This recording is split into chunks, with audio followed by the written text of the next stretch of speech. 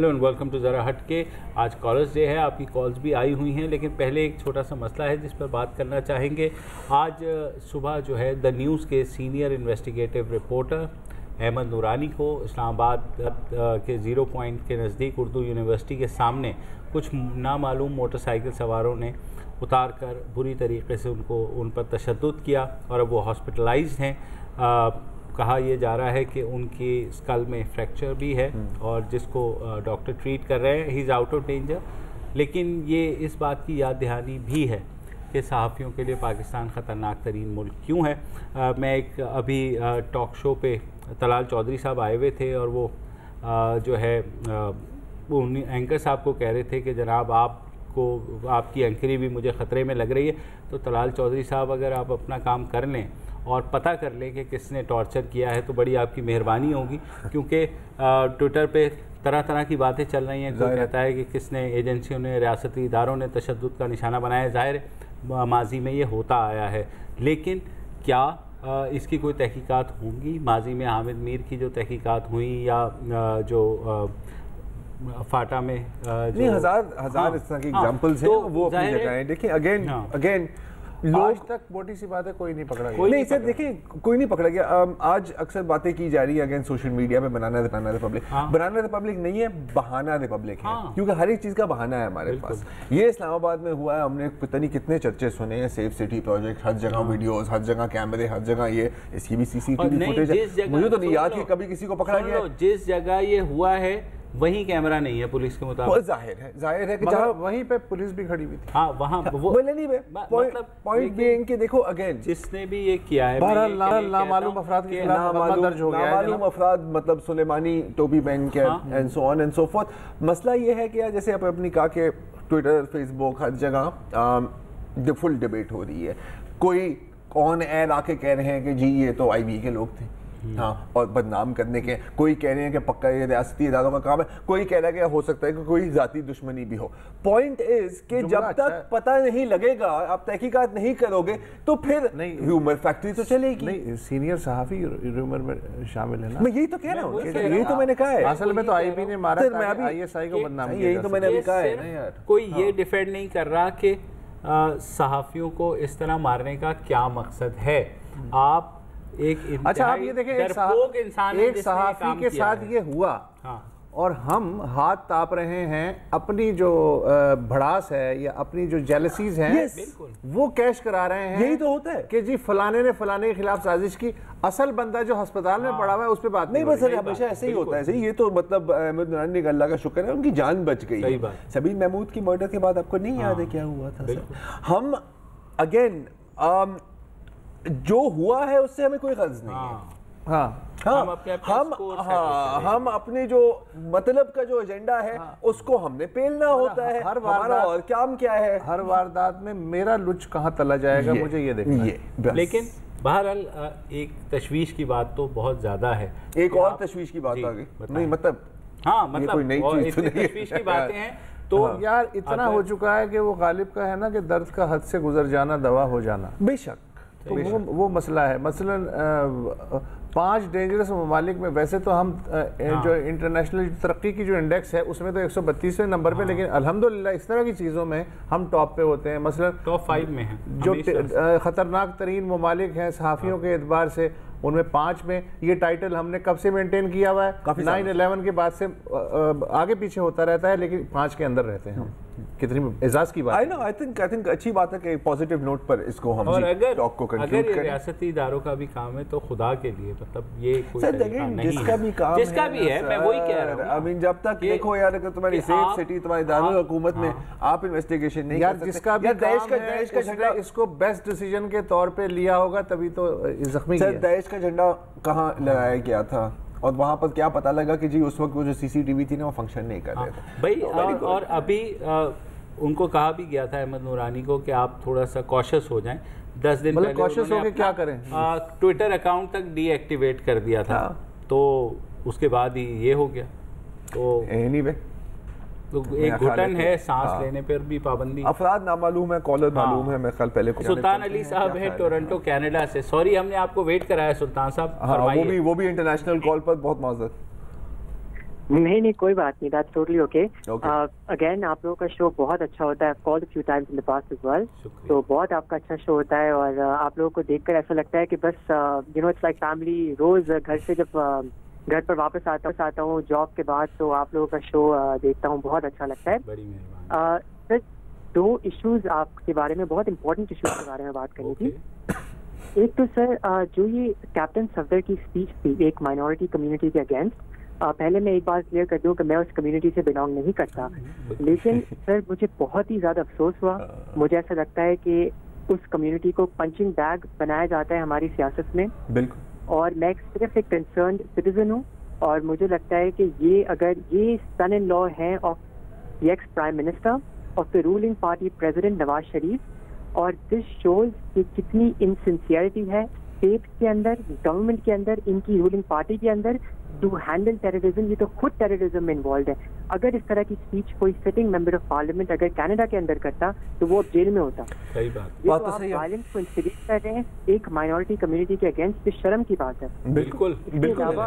ये मुमताज कादरी के अगेंस्ट इन्होंने स्लोगन्स उनके फेवर में रेज किए, एक कन्विक्टेड मर्डरर के हक में। ये कैसे है? ये तो अजीब तजाद है। जाहिर है ये इस तरह की टेररिस्ट एक्टिविटी को इंस्टिगेट करना, जाहिर है पूरी दुनिया हमारे पे फिर फिंगर्स उठाती है, और वो कोई गलत नहीं है। इस चीजें अगर हमारी खुद की स्टेट मशीनरी, रूलिंग पार्टी और रूलिंग पार्टी के सन इन लॉ जो अभी मरियम नवाज के जो फ्यूचर लीडरशिप है PMLN की, तो ये बहुत मुझे अफसोस हुआ ये सुनकर। और मुझे एक और चीज पे भी अफसोस हुआ कि ज्यादा व्यूअर्स ने जो आपको कॉल करते हैं उन्होंने ये इशू रेज नहीं किया, तो ये भी मुझे चले बहुत शुक्र है कि आपने बहुत अच्छी इनकी जो पहली बात थी ना, आगाज कैसे किया, कि मैं क्लैरिफाई करना चाहता हूँ कि मैं उस कम्युनिटी का हिस्सा नहीं हूँ। क्योंकि और ये and I don't blame you ji, because for example जब भी आप ये इतनी बात करते हैं कि यार देखेंगे जो इनकी दारुल इबादत पर हमला हुआ है और जो 2 दर्जन लोग मारे गए हैं, ये बहुत ही बुरा हुआ है। 4 कमेंट उसके नीचे आएंगे कि आप कादियानी हैं, आप ऐसे ऐसे। अच्छा इसमें केस भी तो जी ये तो बताएं वही हुआ है कि ये जो कैप्टन सफदर की तकरीर में जो अहमदियों के बारे में या जो कहा गया कि जी फलां ये वो को नॉन अहमदी माइनॉरिटी का कोई आदमी गैर मुस्लिम, उसने अदालत को दरवाज़ा खटखटाया कि ये जो हुई है तो इस पे मैं आपको पिटीशन दायर करना चाहता हूँ सेशन अदालत। तो अदालत ने कहा कि नहीं साहब ये परमिसिबल नहीं है, ये खारिज कर दी उसकी दरख्वास्त, ऐसा नहीं हो सकता, आप दरख्वास्त नहीं दे सकते। ये है हाँ ये बस ये। और अब वो अदालत को भी देखना चाहिए कि यार बहैसियत पाकिस्तानी वो कर रहा है। सर अदालत यार ही सो क्यूट। देखिए नहीं पता है जज आई मीन नो कंटेम्प्टमेंट, लेकिन देखें जो वकला और जज के जो रोब होते हैं ना सर, वो बुलेट प्रूफ नहीं होते। ये भी हम I am sorry, this is the reality ना, तो हमें नहीं है ना सही। मैं यही तो बोल रहा हूँ ना, कितने साफी आवाज उठाते हैं फिर नहीं उठाते। सेकेंड थिंग इज आपने तो कैप्टन सफदर की बात की, सिराजुल हक साहब का बयान NA4 से पहले कि जी हम पूरी तालीम में और बिल्कुल वो तो गाजी है and so on and so fourth, ठीक है। अच्छा एंड रिजल्ट क्या होता है? NA120 में कितने वोट लिए तरीक लबैक ने? 3rd number. NA4 में कितने लिए? तकरीबन 9,500। सिराजुल हक उनके ग्राउंड में खेल रहे हैं। माय पॉइंट इज कि अगर मुझे ओरिजिनल और चाइना कॉपी एक ही दाम में मिल रही है, मैं चाइना कॉपी क्यों खरीदूं? सीधी सी बात। ओरिजिनल की मार्केट बना रहे हो ना आप बॉस। मोहम्मद शाहिद सिद्दीकी साहब हैं कराची से। जी शाहिद साहब। जी अस्सलाम वालेकुम। वालेकुम अस्सलाम। अच्छा मैंने आपको तो कोई about a month back call की थी और एक इशू मैंने उठाया था प्लास्टिक बैग्स का। जी जी जो प्लास्टिक बैग्स का। तो बस काइंडली उस पर आपसे मुझसे रिक्वेस्ट है कि उसको थोड़ा सा फॉलो अप कर लीजिएगा। बिल्कुल करें। 2 चीजें और हैं इसके अलावा। एक, हम बहुत सुनते हैं कि हमारी पॉलिटिकल पार्टीज, खासतौर पे पीपल्स पार्टी, तो ये बहुत इस चीज का नारा लगाती है कि जी हमने कॉन्स्टिट्यूशनल अमेंडमेंट्स करी, हम 18 अमेंडमेंट लाए, 19 अमेंडमेंट लाए, और ये सब पब्लिक के फायदे के लिए हैं। पब्लिक के फायदे के लिए तो हो ही नहीं सकती हैं। जब आप जो लोग बैठे हैं जिन्होंने इम्प्लीमेंटेशन करवानी है उसके ऊपर, वो खुद चोर हैं, वो खुद डकैत हैं, तो इम्प्लीमेंटेशन तो होगी ही नहीं और उसका कोई फायदा ही नहीं है। तो जो ये नारा लगाते हैं और ये स्लोगन लेके निकलते हैं कि जी हमने कॉन्स्टिट्यूशनल अमेंडमेंट्स करी हैं, वो सब बेकार है। ठीक है, इस पे अपना कमेंट्स करिएगा। थर्ड चीज मैंने आपसे एक करनी है, अभी आपके टीवी पे भी स्लाइड चल रही है कि हमाद सिद्दीकी को जी दुबई से अरेस्ट कर लिया गया है। मैं आपको श्योरिटी के साथ, गारंटी के साथ कह रहा हूँ, कल ये भी धोबियों के साथ शामिल हो जाएगा। और फिर ये अभी यही बात कर रहे थे हम दोनों यार, क्या इसको, क्योंकि वो जो बड़ा वाला धोबी है वो अनाउंस कर रहा है कि जी इनका कोई कसूर नहीं है, ये शामिल नहीं है। मैं आपको गारंटी कर रहा हूँ कि ये धोबी जो है ये भी धोबी बन जाएगा और क्लीन चिट ले लेगा। की टर्म बहुत अच्छी है, बड़ी इंपॉर्टेंट आप लोगों से कहनी है जी। आप लोगों को बुलाते हैं, अक्सर मैंने देखा है कि आप लोग इनवाइट करते हैं, कभी आप लोग हम जैसे कॉमन मैन उसको क्या प्रॉब्लम्स हैं, वो क्या कहना चाह रहा है, उसके क्या व्यूज हैं, वो क्या चीजें कह तो रहा है। आपको आप है ना, आप बता रहे हैं ना सर। अच्छा सर, मैं आपको एक दो चीजें आपकी जो बात की है, एक तो ये जो आपने आखिरी बात की है, ये धोबी वाला जुमला आला है और इसको हम अपनाएंगे अब आने वाले दिनों में। ये ही एग्जैक्ट 100% बात जो आपने अभी की है ना, ये शो के शुरू होने से 2 मिनट पहले आप यही बात कर रहे थे कि हाँ ये वो खबर घाट में धुल जाएंगे, ब्रेक हुई थी, उन्होंने कहा यार ये आएंगे और ड्राई क्लीन हो जाएंगे यार, कोई मसला नहीं, क्योंकि जिनका जिनसे आप फायदा उठा सकते हैं वो ड्राई क्लीन होते हैं, बाकी फिर सूली। पहले सवाल का जवाब यह है कि मल्टीपल हमारे यहाँ लॉज और लॉज पे लॉज बनते इसलिए है कि जो उनको बनाते हैं वो उनको इम्प्लीमेंट नहीं कर पाते, तो लिहाजा जाहिर है। हालांकि देखो कॉन्स्टिट्यूशनल इम्पोर्टेंट जो अमेंडमेंट्स की हैं वो भी इम्पोर्टेंट है, लेकिन इतना सिर्फ काफी नहीं है। मतलब इतनी इम्पोर्टेंट है कि लेडी हेल्थ वर्कर्स को जो है वो दिहाड़ी वालियों को तनख्वाह नहीं मिली 6 महीने से, और आप कह रहे हैं कि हमने पोलियो के से 5 केसेस रह गए हैं पोलियो के, तो अगेन ये भी जहाँ तक प्लास्टिक की बात थी, मैं बस आखिरी चीज एड्रेस कर दूं क्योंकि मैंने दूसरी बार ये बात की है। सर आपने जब कॉल की थी ना, उसके मेरे ख्याल हफ्ते 2 हफ्ते बाद एक पूरा सेगमेंट भी किया था ऑन प्लास्टिक्स एंड डिस्पोजल्स, लेकिन दोबारा भी हमने जो सीवेज के हवाले से और दूसरी चीजों के बारे में करना था, बहुत चीजें करनी है, we need to. Doctor Mohammad Saqib साहब हैं डेरा इस्माइल खान से। अस्सलाम वालेकुम सर। वालेकुम जी, कैसे हैं आप? खैरियत से हैं? आप ठीक हैं? अच्छा जी, मैं आप माशाल्लाह से 3 सुलझे हुए लोगों की उलझी हुई गुफ्तगू बड़े शौक से सुनता हूँ, समझने की कोशिश करता रहता हूँ कि जी आप लोग क्या बताना चाह रहे हैं, और कुछ चीज़ें कॉम्प्लिकेटेड होती हैं। और अभी भी मैंने कुछ समझने के लिए फ़ोन किया आपको कि कल के जो पेशावर के इलेक्शन के बाद मैं और मेरी मिसेस हम बड़े डिसअपॉइंटेड हैं, इसलिए कि we were the first one the Khan में जब पीटीआई का जनाब इलेक्शन कैंपेन हुई मौलाना फजल रहमान के अगेंस्ट, अपने घर वालों को सबको इन लाइन निकाल के अलमीन साहब गंडापुर और पीटीआई के जितने भी कैंडिडेट्स है उनको वोट देने वालों में से हम पहले थे। लेकिन विद पैसेज ऑफ टाइम जिस अंदाज से इन्होंने केपीके में सियासत की, जिस अंदाज से इन्होंने यूथ को हम हमारे जो मिनिस्टर साहब शहद की बोतल लेके गए और वो ड्रग लेके गए, हमारी आंखों देखी है। यहाँ पे भी उठते बैठते थे हम यही कहते थे कि जी अभी जिस परफॉर्मेंस के साथ ये केपीके में चले हैं, it's very hard for them कि जी ये रिटेन कर सकें। तो and we were praying for that कि जी ये रिटेन ना करें, कि जिस तरफ ये गामजन है जो इन्होंने 12वें 13वें खिलाड़ी अपनी टीम में शामिल कर ली हैं इंक्लूडिंग इमरान खान, तो ये वर्थेबल नहीं है इस चीज के कि जी इनको इतनी प्राइम सीट की तरफ बिठाया जाए। लेकिन अभी मैटर यही करता है कि कल आपका मैंने प्रोग्राम देखा जिसमें आपने यूथ को जो आपने कहा है कि जी वो वोटर्स हैं जो कि उनके मेंटेन है, इन्होंने अपने वोटर चाहे इनकी जो भी परफॉर्मेंस थी वो हमारी आंखों देख के सामने है, जिस अंदाज से इन्होंने यूथ को खराब किया, इन्होंने अपना वोट रिटेन किया। अभी इशू यही है कि अगर आप इस चीज को कहते हैं कि जी 1 मैन 1 वोट, तो जो मेजॉरिटी आपकी यूथ है वो आप जैसे आपके इंटेलेक्चुअल लोग हैं, आपके वोट की वर्थ और एक लेम मैन के वोट की वर्थ दैट इज इक्वलेंट।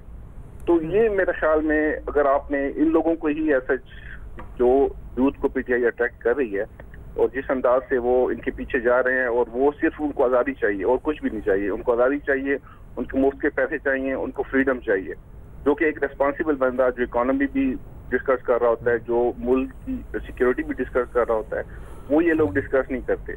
तो मेरा वोट, आपका वोट, और एक लड़का जो कि 18-19 साल का है जिसको मुल्क के फ्यूचर का कुछ भी नहीं पता, we are all standing equivalent for the vote. और वो ये कि इस हालत में जो तो क्या करें, उसे वोट ना देने दें या रिस्ट्रिक्टेड कर दें वोट, क्या कहना चाह रहे हैं आप? कहना मैं यही चाह रहा हूँ कि अगर तो ये यूथ जो आपने कैलकुलेशंस कर की हैं और यूथ श्योर, जैसे आपने कल नहीं कहा था कि जी हमारी यूथ ने ही पाकिस्तान बनाया है, लेकिन उनको जो लीडर्स मिले थे उन्होंने उनको सही डायरेक्शन पे डाला था। लेकिन इमरान खान सर वो तो आपने बात कर दी, लेकिन अभी यूथ का क्या करें जो कि बकौल आपके एक अनपढ़ यूथ है, एक पढ़ा लिखा है, तो अनपढ़ को क्या वोट ना देने दें या कोई आइन में तरमीम कर दें साहब अनपढ़ नहीं वोट दे सकता? क्या कहना चाहिए? तो डिबेटेबल इशू है ना कि जी अगर एक वन मैन वन वोट की तरफ। ठीक है, थैंक यू। सही है, ये डॉक्टर साहब बस मैं यही कहता हूं, वक्फा ले लेते हैं, वक्फे के बाद इसके सवाल दे देते हैं। एक वक्फा ले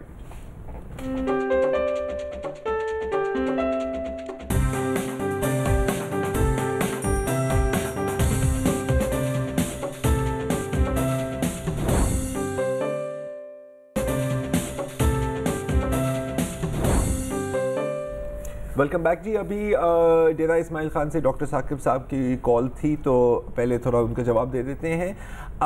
अभी मेरी बात हो रही थी कुछ दोस्तों से जो पेशावर में जर्नलिस्ट हैं और काफ़ी कड़ी नज़र रखते हैं। तो अब जो रिज़ल्ट आया है, अगर हम मुआवजा करें पिछले NA4 का जी, -4 to 5% ड्रॉप आया है PTI के वोट में।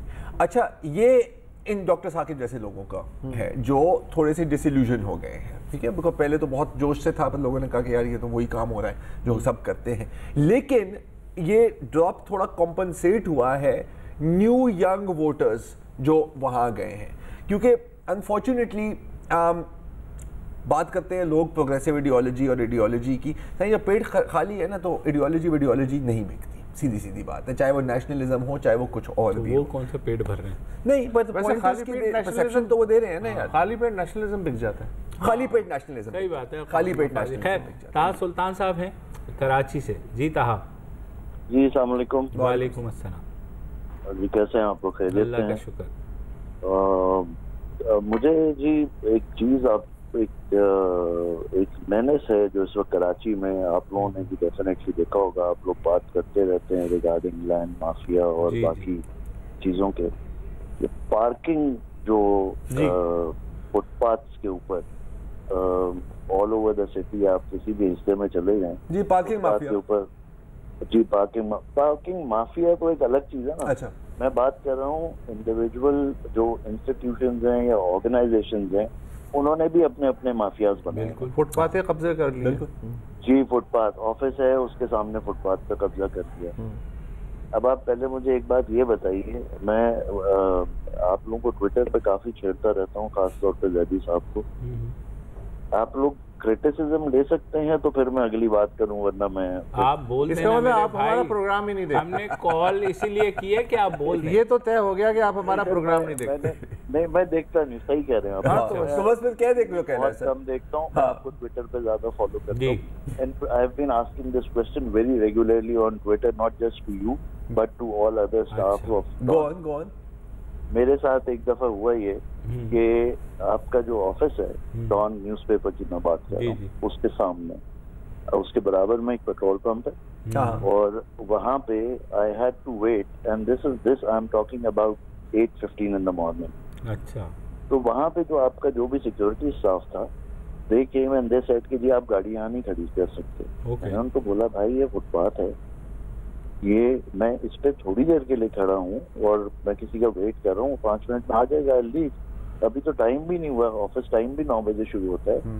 वो दे साइड कि नहीं जी हमें इजाजत नहीं है यहाँ पे गाड़ी खड़ी करनी। मैंने कहा अच्छा चलो यार, मैं नीचे रोड पे उतार के खड़ी कर देता हूँ गाड़ी। तो कहता है नहीं जी आप यहाँ पे भी नहीं खड़ी कर सकते। तो मैंने कहा मैं इससे क्या बहस करूँ, मैंने कहा चलो ठीक है यार, मैं आगे गाड़ी पे करता हूँ।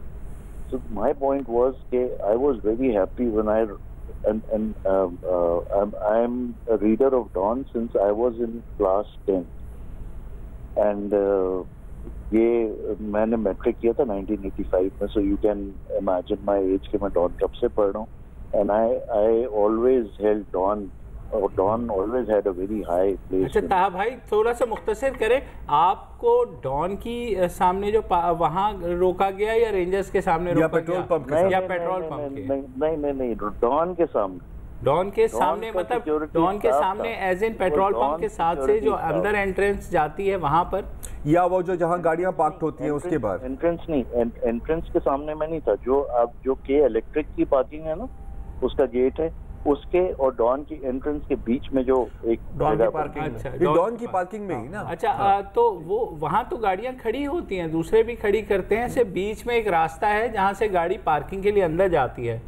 मेरे ख्याल में आपको फाइट करनी चाहिए थी। मैं यहाँ पर पता है हुआ क्या होगा, यहाँ पर हुआ क्या होता है तो ये सही कब की बात है ये सर? अभी तो उसको काफी टाइम हो गया। कितना एडिटर में लेटर कपल ऑफ इयर्स या क्या? No, not number of years but yeah I think about 3-4 months में भी 3-4 months। देखिए कभी कभी हो सकता है, क्योंकि देखिए उस वक्त तो ऑफिस खुला ही नहीं होता फ्रैंकली स्पीकिंग।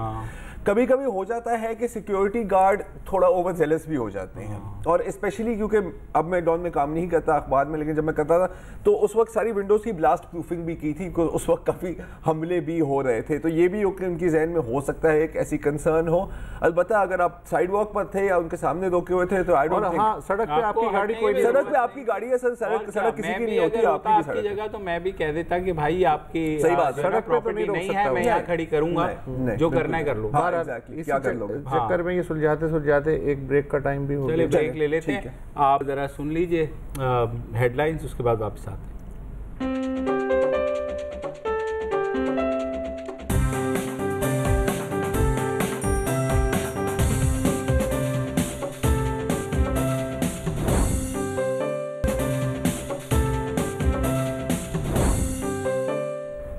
Welcome back. आज आपका दिन है। आतिफ शाह साहब हैं अटक से। जी आतिफ भाई। ये आतिफ साहब थे ये कहना चाहिए था आज आपका और सहाफियों का दिन। सहाफियों का दिन नहीं यार, नहीं अलग अलग बात। नेक्स्ट क्या हो गया मुबश्शिर? बस छोड़ो इसे। अच्छा, नवीद अहमद साहब हैं जायदान से। अस्सलाम वालेकुम सर। वालेकुम सलाम। कैसे हैं? अब्दुल्ला खान साहब, मेरा आपसे ये सवाल है, ये जो नियाजी साहब हमेशा दूसरों पे इल्जाम लगाते हैं, तो क्या बात इनसे पूछने वाला कोई भी नहीं है? सर क्या इल्जाम लगाते हैं? आप पूछें सर, वो तंदुरुस्त करने के लिए सुन ले इल्जाम। ये जो हमेशा इल्जाम लगाता है इस पे उस पे, तो क्या कोर्ट इस पे कोई एक्शन नहीं ले सकता जो हमेशा दूसरों पे एक्शन लेते हैं? सर कोर्ट तो फिर अब जायदान में क्या हो रहा है? जायदान में सब कुछ ठीक है, इधर अल्लाह का शुक्र है, हर चीज ठीक है। लेकिन मैं पाकिस्तान के बारे में ये सवाल कर रहा हूँ कि ये जो हमेशा इल्जाम लगाता है इमरान खान, क्या इससे कोई पूछने वाला नहीं है उधर? अच्छा सर, मेरे ख्याल में देखिए 35 पंचर वाला इल्जाम गलत साबित हो गया और दूसरे इल्जामात गलत साबित हो गए तो हो जाता है। मतलब अच्छा, और आप अप्रिशिएट करें, ये हमेशा नए इल्जामात लगाते हैं, पुराने इल्जामात जब वो गलत साबित हो जाते हैं तो उन्हें दोहराते नहीं, ये नए इल्जामात लगाते हैं। दूसरी बात इसमें ये है कि I mean again election commission के सामने माफी भी मांगी है इल्जाम लगाने के बाद, तो ऐसा नहीं है कि पकड़ नहीं है, वो है।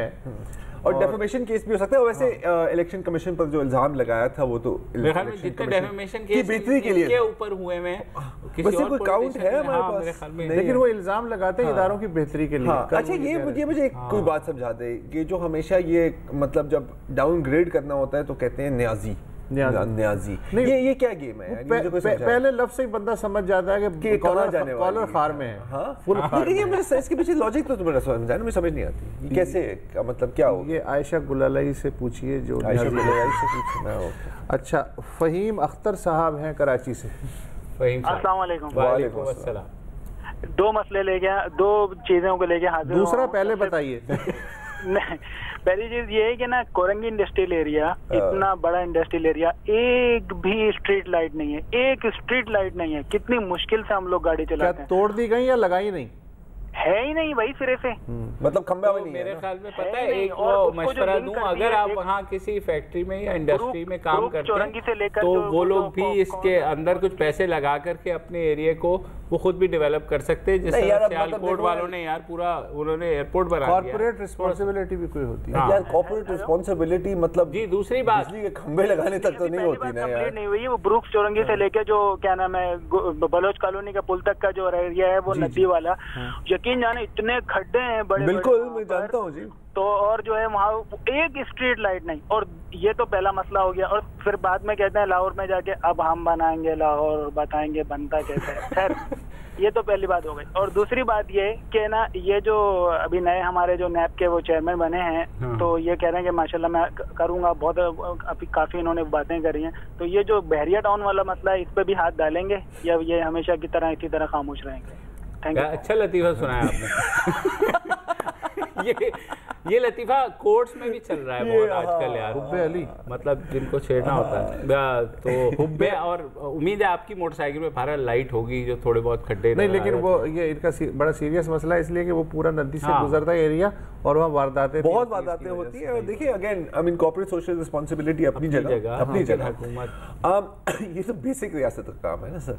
I mean again I know how stupid that sounds, I understand that, लेकिन देखिए मुझे इस बात का यकीन है कि किसी ना किसी फाइल में 50 खंबे मौजूद हैं। वो तो 100% होंगे, उनकी बिलिंग भी हो रही है, उनकी बिलिंग भी हो रही है। बिल्कुल। देखिए लेकिन एक चीज हो सकती है, क्योंकि वहाँ पे बहुत बड़े सनतकार होते हैं, तो कम से कम मिलकर जाके थोड़ी गवर्नमेंट को गालियां तो दे सकते हैं कि यार खुदा का खौफ करो, ये हो सकता है। तो गालियां देने की अभी तक वो आज़ादी मौजूद है यहाँ। हाँ, डिपेंड करता है कि आप किसको गाली दे रहे हैं। हर एक को नहीं देंगे, हर एक को नहीं देने यार, वरना फिर कोई आज़ादी नहीं। हुब्बे अली साहब हैं खैरपुर से। जी, अस्सलाम वालेकुम। हेलो हुब्बे अली साहब। वालेकुम सर। वालेकुम अस्सलाम सर, सबसे पहले तो मैं आप तीनों को मुबारकबाद दूंगा कि आपका प्रोग्राम उर्दू में है, लेकिन अंदरूनी सिंध में बहुत सिंधी लोग भी आपका प्रोग्राम सुनते हैं और बहुत शौक से सुनते हैं। बहुत शुक्रिया। और सबसे पहले मेरी ये आपसे अपील है कि उर्दू मीडिया जो भी है वो अंदरूनी सिंध को इतना फोकस नहीं कर रही, उसके इश्यूज को नहीं उठा रही जितना कि आम शहरों को उठाया जाता है। जैसे बड़े बड़े शहर हैं उनके मसले तो उठा लेते हैं, लेकिन अंदरूनी सिंध के जो देहात के मसले मसाले उन पे उर्दू मीडिया बिल्कुल ही फोकस नहीं कर रही। ठीक है। और इसके अलावा तो जो भी दोनों निज़ाम है, पहले तो अभी तो बल्दियाती निज़ाम है, उसमें भी कोई अच्छी खातर ख्वाह यानी कि नहीं रेपुटेशन आई कि वो काम करवा सके। जी जी।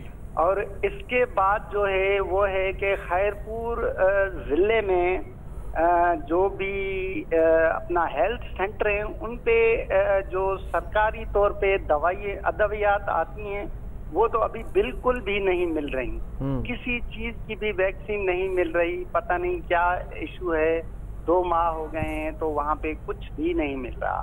तो मेरी आपसे अपील है, हुब्बे अली साहब, एक दरख्वास्त करूँ, आप हमारे एजाजी जो है ना इस प्रोग्राम के लिए आप हमें वो तस्वीरें या कुछ वगैरह भिजवा दें तो हम खुद भी कर लेंगे डिटेल्स जो ये कह रहे हैं, जहाँ पे हेल्थ क्लिनिक्स और ये वो सारा जहाँ पर अद्वियात नहीं है वो थोड़ा बहुत अगर आप कर सकते हैं। सिटीजन जर्नलिज्म है, आप लोगों को बिल्कुल भिजवाना भी चाहिए। हम भी इस चीज़ को फॉलो करेंगे या कम से कम हमें बता दें कि कौन सा। बल्दियाती इदारों की बेख्तियारी का जो आपने बताया तो सिर्फ खैरपुर नहीं, पूरी कराची में भी, मुल्क में ही, पंजाब में देख लें, और खुसूसन कराची है और सिंध, पूरा सिंध जो है, अंदरून सिंध और शहरी सिंध सब मिला के बिल्कुल। और जो ऐसा ही हाल है। और जो पहला सवाल था उसको आखिर में उसका भी जवाब दे देते हैं कि अंदरून सिंध पर फोकस नहीं है जी, क्वेटा से बाहर बलूचिस्तान पर भी फोकस नहीं है। सही बात है, सही है।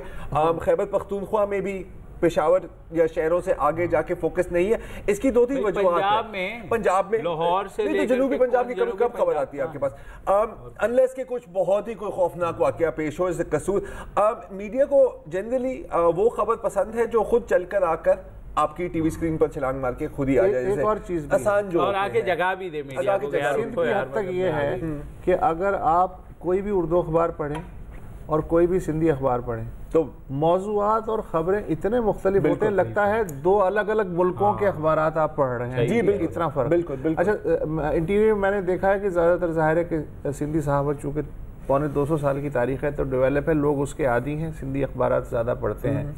सिंधी जो मीडिया है, इलेक्ट्रॉनिक मीडिया और उर्दू मीडिया, TTN, वो शुक्र है कि सिंधी मीडिया इतना डेवलप है बिल्कुल कि जो फोकस करता है एक चीज, वैक्यूम को वहाँ इशू, सोशल इशूज नहीं बहुत उम्दा है। अच्छा, बाकी मैं हमेशा से कहता आया हूँ कि जो उर्दू मीडिया है पाकिस्तान का, चाहे प्रिंट हो या इलेक्ट्रॉनिक हो, वो बेसिकली अर्बन का मीडिया है। नहीं है ही ऐसा ना, आप उर्दू और ये सिर्फ का मसला नहीं, ये पूरे पाकिस्तान की ये कहते मतलब उधर गांव में मीटर तो नहीं होंगे नहीं। और ये भी एक देखिए, और ये एक एक्चुअल वजह है।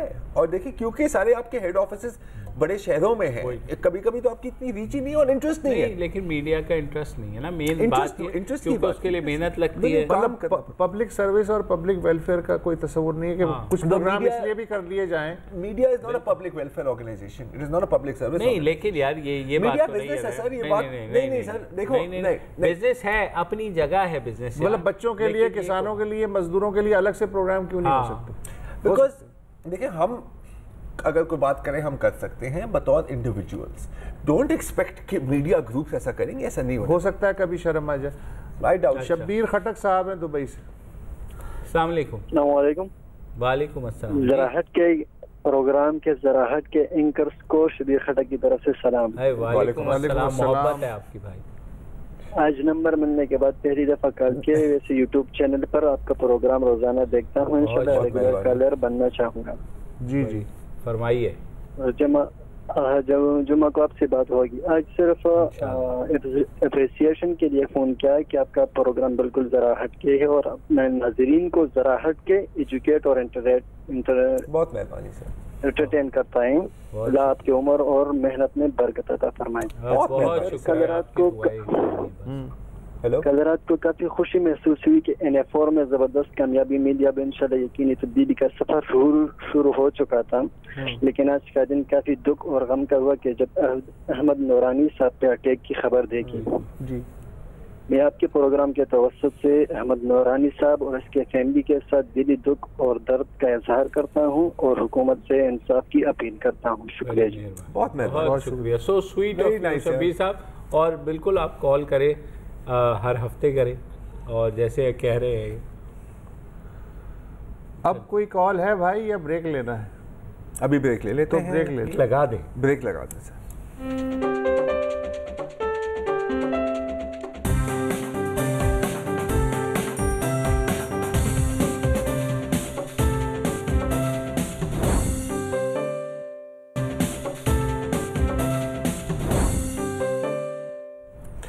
Welcome back.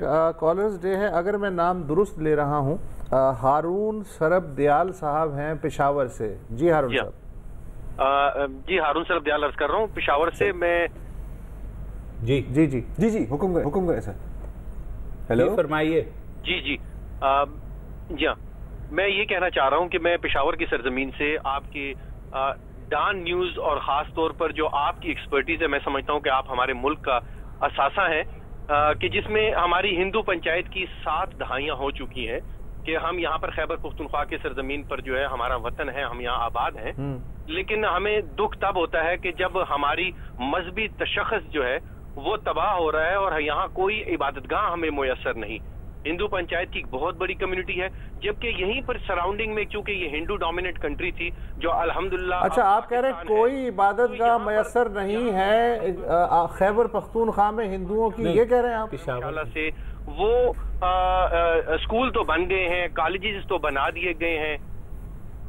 जी तो नहीं, पेशावर की आप बात कर रहे हैं? आप एग्जैक्ट जगह बताएंगे? कोई इबादतगाह मुयस्सर नहीं। भाई साहब ये बताइए, डबगरी बाजार में जो मंदिर है क्या वो बंद हो गया है? कोई मंदिर नहीं है, जबकि हेलो यहीं पर सर डबगरी बाजार में जो मंदिर है वो क्या बंद हो गया है? नहीं, डबगरी बाजार में मंदिर नहीं है, वो गुरुद्वारा है। अच्छा, लेकिन वहाँ मैंने देखा है कि हिंदू और सिख मुश्तरका जाते हैं।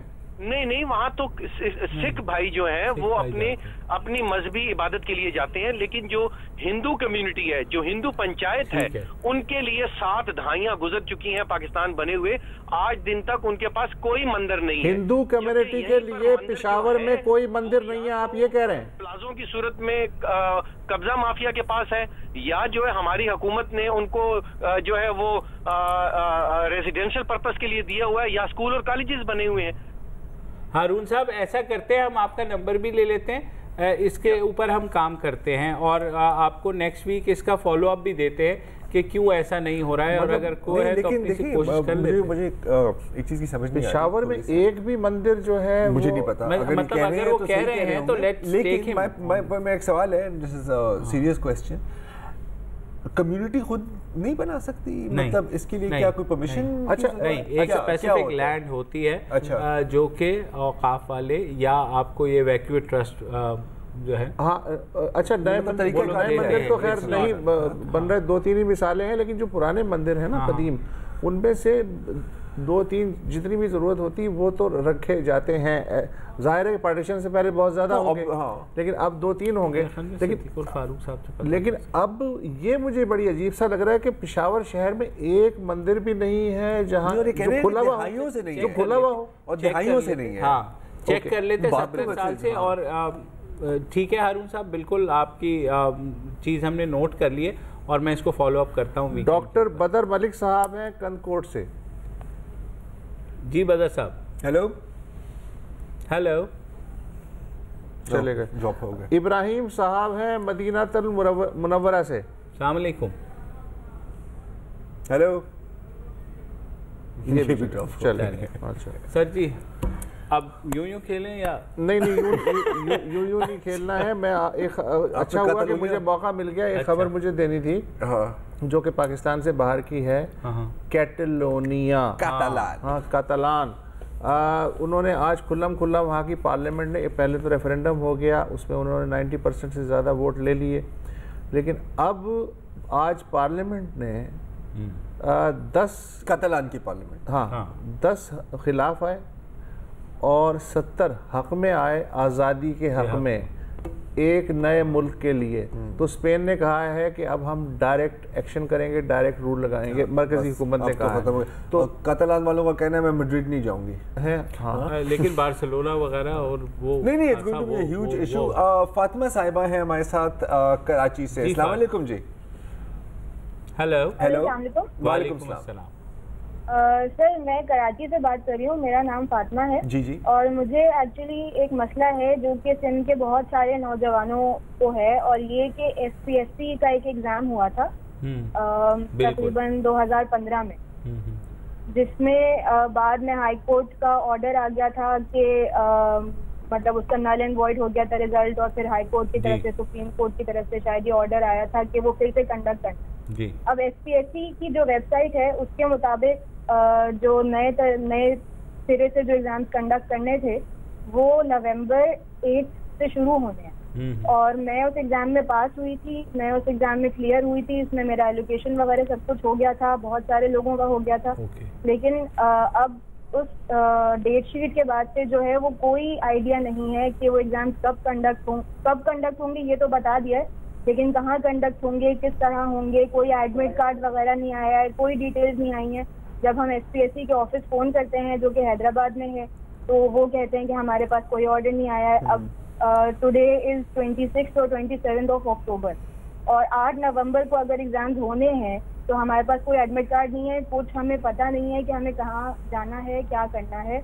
और ये एक बहुत बड़ा मसला है जिसके ऊपर इवन वो SPSC के ऑफिस वाले कहते हैं कि हमें कोई एडमिट कार्ड बनाने का भी ऑर्डर नहीं है। अच्छा, ये NTC के हैं?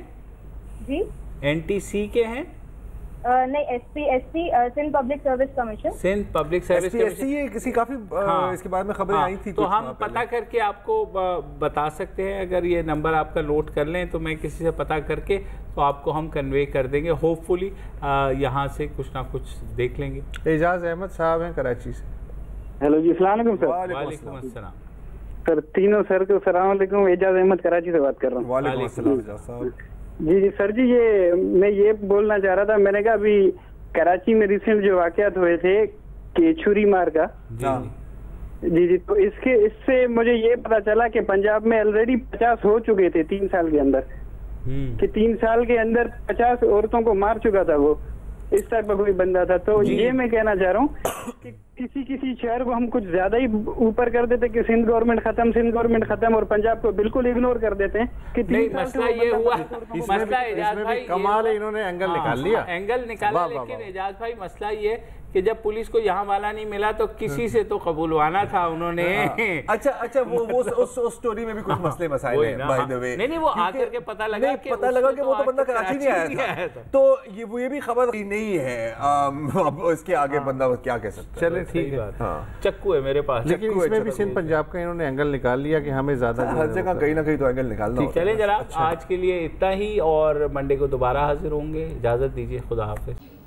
अस्सलाम वालेकुम। अगर आपको हमारे शो पसंद आया है तो प्लीज़ हमारे यूट्यूब चैनल को सब्सक्राइब करें और अगर मुनासिब समझे तो इस वीडियो को लाइक भी कर लें, तो कोई हर्ज नहीं है, और शेयर भी कर लें और कमेंट भी कर दें जी, वरना वो सब ऐसे ही लिखते रहेंगे। और ये जो दोनों कह रहे हैं ये कर लें जी प्लीज़, नहीं तो हमें भी घर जाना है, मैं आपके कंप्यूटर में नहीं रहना 24 घंटे। सही बात।